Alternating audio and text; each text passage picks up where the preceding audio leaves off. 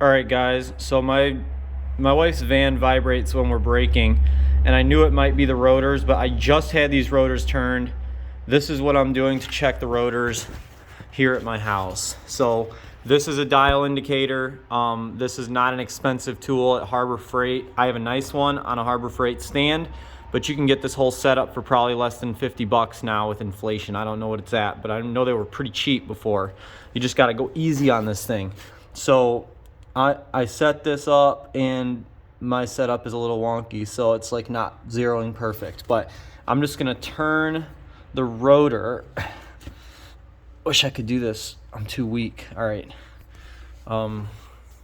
Let's see here if I can do it with my right hand. All right, so we're just gonna watch that needle right there as it goes. Oh, look at that. Almost 20 thousandths of an inch right there. 0.001 inch, it says. Okay, so yeah, this is a thousandths unit. So appropriate runout is less than 2 thousandths. So you can see as I turn this, yeah, it's 20 thousandths. So this is a bad rotor here, and the one on the other side was 5 thousandths. And as I was looking at this, I thought, oh, I wonder if it's these bushings right here.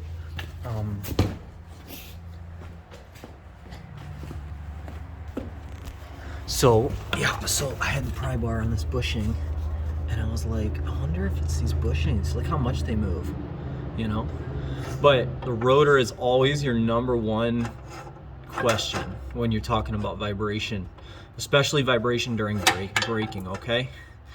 I had my doubts because when I was testing this on the road, I would hit the brake more lightly and it wouldn't vibrate lightly. It was really weird. It was like it would not vibrate some of the time, and so I didn't believe it was the rotors, but now I absolutely think it's the rotors. So hopefully that helps you guys, and go get you a dial indicator. All right, good luck out there.